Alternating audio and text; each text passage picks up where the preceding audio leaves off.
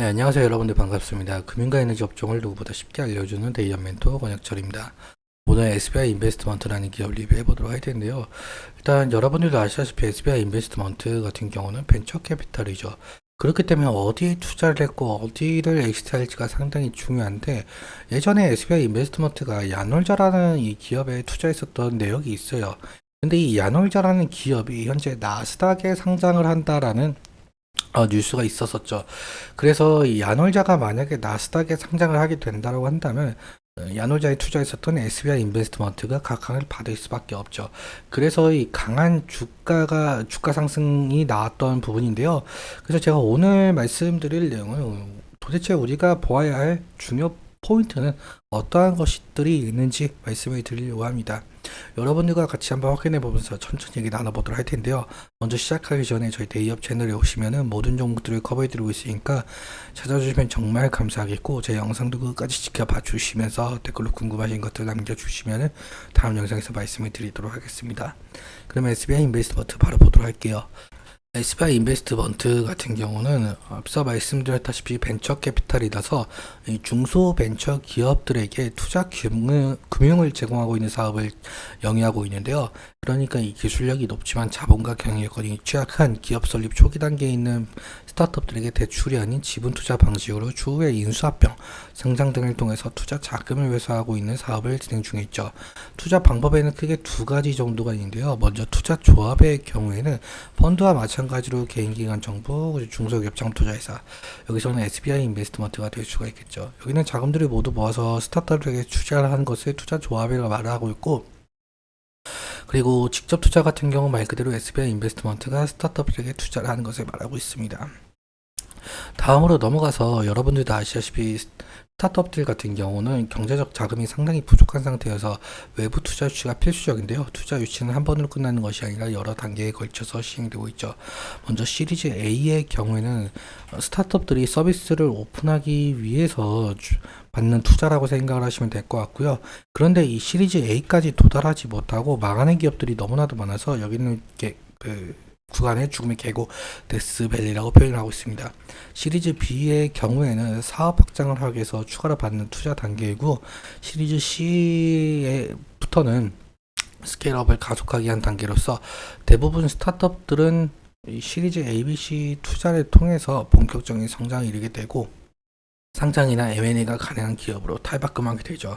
여기서 벤처캐피탈들은 투자금 회수를 통해서 이익을 보는 구조다라고 볼 수가 있을 것 같습니다.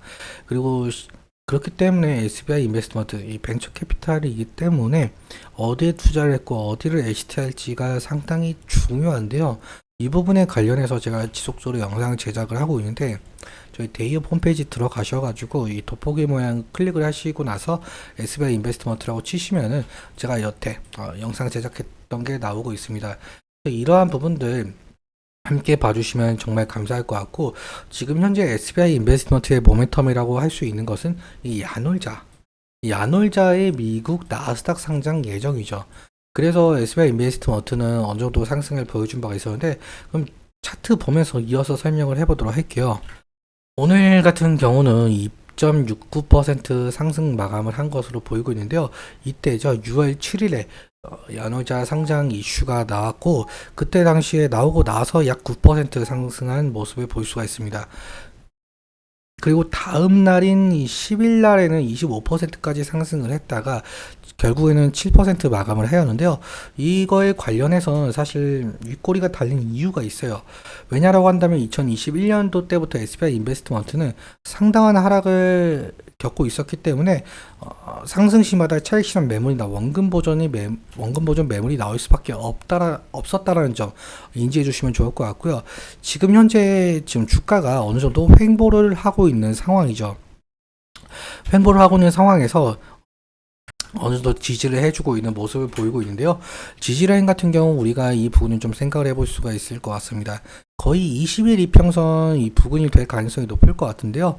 왜냐라고 한다면 오늘과 어제도 이 부근에서 지지가 일어났었고, 저번 주에도 이 부근에서 지지가 일어난 모습을 볼 수가 있죠. 그래서 20일 이평선을 타고 어느 정도 지지가 일어나고 있다라고 보시면 될 것 같고요.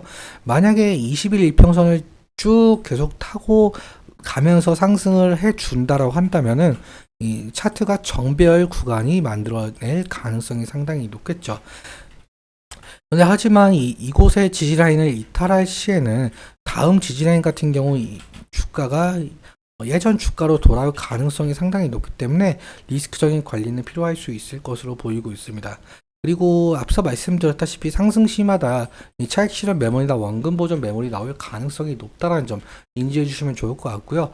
수급적인 측면도 함께 살펴보자라고 한다면 야놀자 이슈가 나오고 나서 SBI 인베스트먼트 같은 경우는 지금 개인이 20만 주 정도 매수를 하고 있고요. 그리고 외국인 같은 경우 23만 주 정도 매도가 나오고 있는 상황이죠. 기관 같은 경우 6,100주 정도 매도가 나왔는데요. 일단 오늘 같은 흐름은 개인이 8만 주 매도, 외국인이 9만 6천 주 매수, 기관이 2,700주 정도 매수한 모습을 볼 수가 있습니다. 사실 외국인의 매도세가 어느 정도 보이고 있다 보니까 만약에 외국인이 이 물량을 전부 매수세로 돌아오게 된다고 한다면 SBI 인베스트먼트 주가에 긍정적인 영향을 끼칠 가능성이 상당히 높겠죠. 그래서 외국인의 수급 동향을 살펴보는 것이 상당히 중요 투자 포인트 중 하나가 될 가능성이 높고요. 좀 더 자세하게 살펴보자라고 한다면은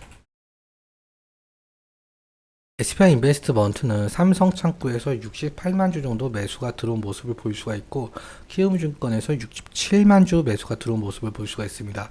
그리고 대신증권 창구에서 50만 주 매수, 하나증권 창구에서 47만 주. 지금 외국계 증권사라고 한다면 여기 보이는 JP모건과 모건스탠리가 될 수가 있을 것 같은데요. JP모건 서울 창구에서는 11만 주가 매수가 되었고 모건 창구에서는 5만 4천 주 매수가 된 모습을 보일 수가 있죠. 사실상 외국계 창구에서 JP모건 서울과 모건스탠리 이 두 가지 창구밖에 없기 때문에 이 두 가지 창구의 향후 이 매도세가 나올지 매수세가 나올지 살펴보는 것이 중요할 것 같은데요. 일단적으로 이 삼성 창구의 매수세가 상당 부분 강하다 보니까 이 삼성 창구의 매도세를 과연 누가 어느 창구에서 받아주는지도 상당히 중요한 것으로 보이고 있습니다. 만약에 오늘 같은 경우는 지금 삼성 창구에서 16,000주 정도 매도세가 나왔는데 키움증권 창구에서 약 한 23만 주 매수, 매도가 20만 주 매도, 그러니까 약 한 3만 주 정도 받아줬다라고 볼 수가 있을 것 같습니다. 그래서 이 창구적인 측면도 살펴보는 것이 중요할 것 같습니다. 오늘은 여기까지 말씀을 드리면서 오늘 내용 여러분께 도움 되셨다면 구독과 좋아요 부탁드리고, 그리고 오늘 말씀드린 내용과 차트적인 부분에 대해서 제 개인적인 견해가 많이 껴있다 보니까 여러분들이 주관적인 견해와 함께 투자를 현명한 선택 하셨으면 좋겠습니다. 오늘도 시청해주셔서 감사하고 지금까지 멘토 권혁철이었습니다. 감사합니다.